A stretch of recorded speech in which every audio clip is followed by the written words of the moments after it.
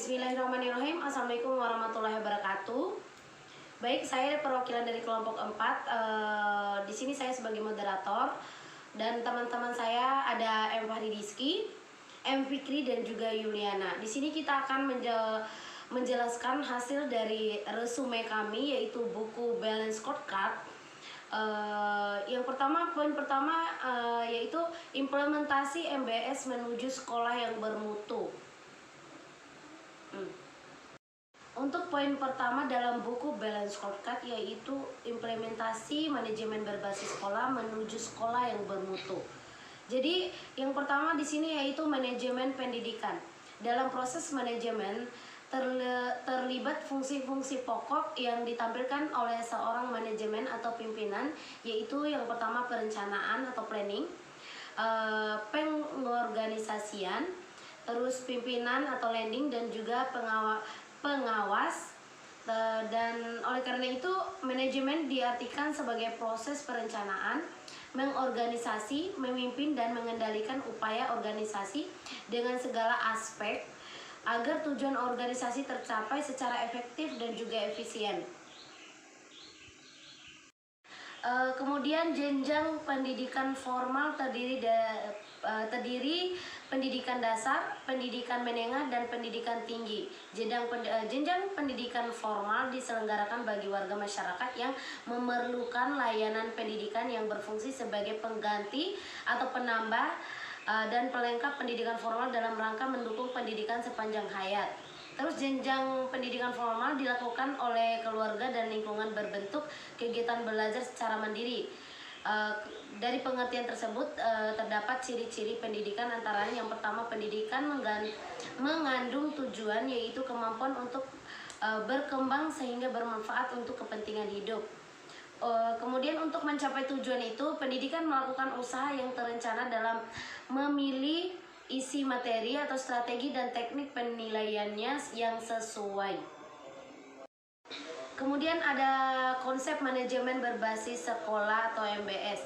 Manajemen berbasis sekolah atau dalam terminologi bahasa Inggris lazim disebut school-based management adalah model pengelolaan yang memberikan otonomi atau kemandirian kepada sekolah dan mendorong mengambil keputusan partisipasi yang melibatkan secara langsung semua warga sekolah sesuai dengan standar pelayanan yang ditetapkan oleh pemerintah pusat, provinsi, kabupaten, dan juga kota.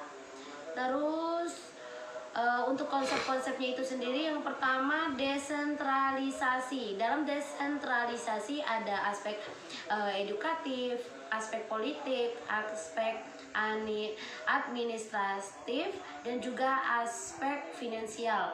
Kemudian dalam MBS yang ada namanya kurikulum, PBM, sumber daya, dan juga komitmen stakeholders, bangun model, analisis SWOT, dan juga profesionalisasi.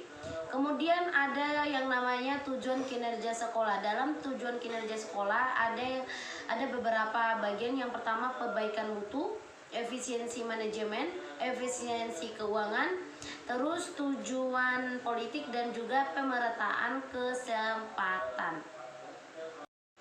Jadi selanjutnya untuk memberdayakan manajemen berbasis sekolah adalah dengan manajemen kinerja Balance Scorecard untuk meningkatkan kinerja yang diharapkan. Aspek yang perlu diperhatikan dalam merancang strategi pemberdayaan MBS itu sendiri, yang pertama membangun visi bersama. Kemudian kemandirian kepala sekolah mutlak harus dimiliki.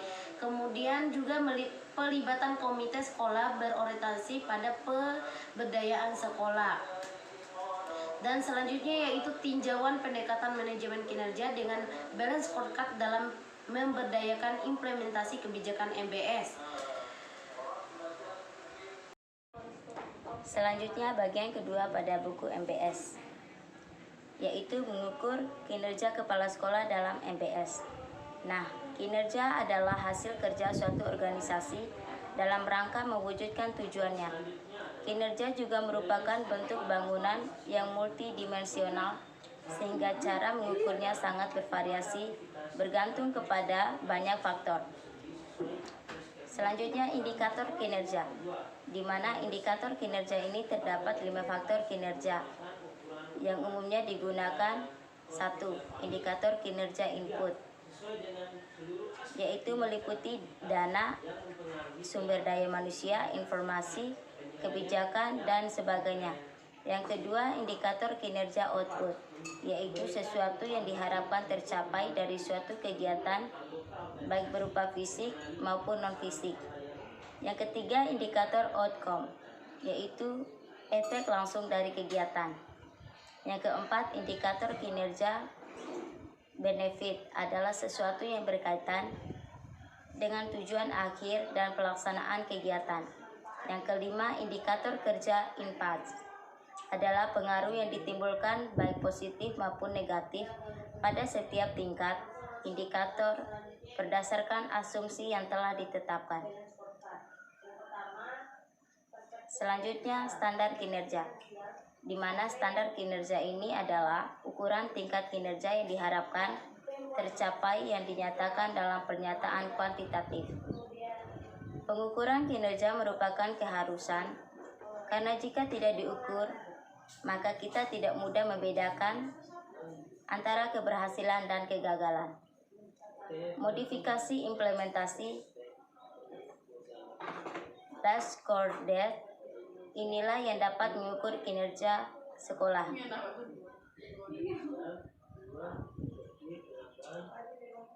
Selanjutnya, evaluasi hasil pengukuran kinerja. Dari hasil evaluasi terhadap berbagai kegiatan, program, dan kebijakan, selanjutnya evaluasi kegiatan dapat dilakukan dengan 2 pendekatan, yaitu 1. Pendekatan analisis, yaitu input, proses, output, yaitu dengan meneliti dan mempelajari secara mendalam. Yang kedua, pendekatan analisis input-output saja, di mana pendekatan ini tidak melibatkan proses yang merupakan black box. Hasil evaluasi pengukuran kinerja kemudian dituangkan dalam suatu laporan yang memuat perbandingan antara hasil kerja aktual dengan tujuan atau sasaran kinerja, sehingga memberikan informasi seberapa jauh keberhasilan organisasi atau program dalam mencapai tujuannya. Kemudian bagian ketiga dalam buku Balance Scorecard adalah pendekatan Balance Scorecard dalam implementasi manajemen berbasis sekolah. Yang pertama, fokus pengukuran Balance Scorecard antara lain sebagai berikut. 1. Mengklarifikasi dan menerjemahkan visi dan strategi perusahaan. 2. Mengkomunikasi dan mengaitkan tujuan-tujuan strategi dengan ukuran-ukuran kinerja. Yang ketiga, merencanakan, menetapkan target dan menyelaraskan program-program strategi. Yang keempat, mengembangkan umpan balik dan pembelajaran strategis untuk meningkatkan terus-menerus di masa yang akan datang. Kemudian, Balance Scorecard sebagai sistem manajemen strategis, di mana di sini terdapat tujuan utama dari manajemen strategis adalah untuk mengidentifikasi mengapa dalam persaingan beberapa perusahaan bisa sukses sementara sebagainya mengalami kegagalan. Utama dalam manajemen strategis adalah 1. Misi dan tujuan organisasi. Yang kedua, analisis lingkungan internal dan eksternal organisasi. Yang ketiga, pilihan strategis yang selaras dan sesuai antara kekuatan dan kelemahan perusahaan dengan peluang dan ancaman lingkungan eksternal. Yang keempat, mengadopsian struktur organisasi dan sistem pengendalian untuk mengimplementasi strategi organisasi yang dipilih. Selanjutnya, hubungan Balance Scorecard, visi, misi, dan strategi organisasi. Perencanaan strategis. Ada 4 pokok perencanaan strategis, yaitu sasaran, tolak ukur, target, dan inisiatif. Gambaran menantang dan imajinatif tentang peran, tujuan dasar, karakteristik, dan filosofi organisasi di masa datang yang akan menajamkan tugas strategis perusahaan. Selanjutnya, implementasi balance scorecard pada organisasi pemerintah. 1. Perumusan strategi. Dalam perumusan strategi ada 3 tahap yang harus dilakukan. 1.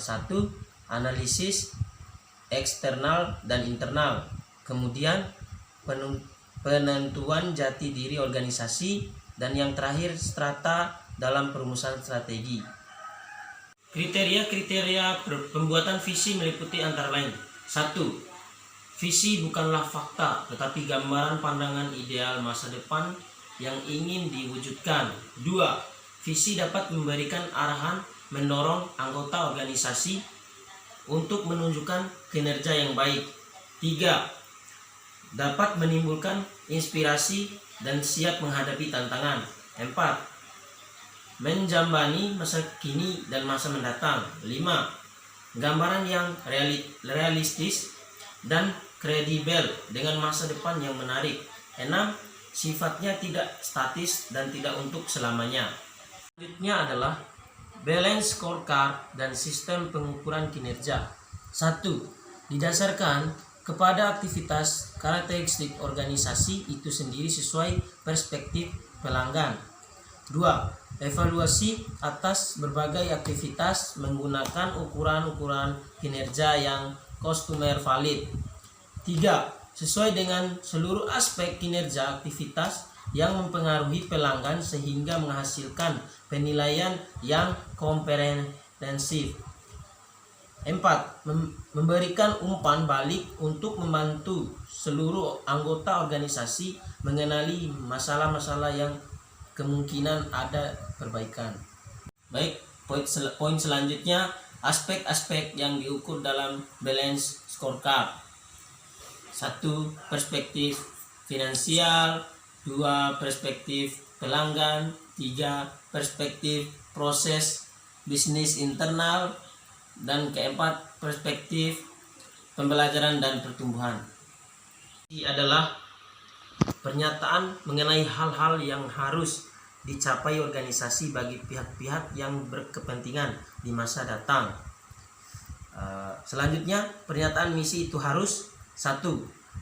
Menunjukkan secara jelas mengenai apa yang hendak dicapai oleh organisasi dan bidang kegiatan utama dari organisasi yang bersangkutan. 2.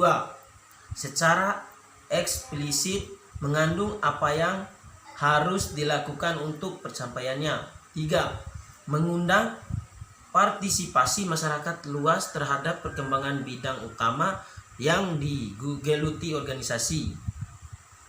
Baik, mungkin itu saja hasil dari resume kami atau penjelasan dari hasil resume kami. Lebih dan kurangnya kami dari kelompok 4 mohon maaf. Wassalamualaikum warahmatullahi wabarakatuh.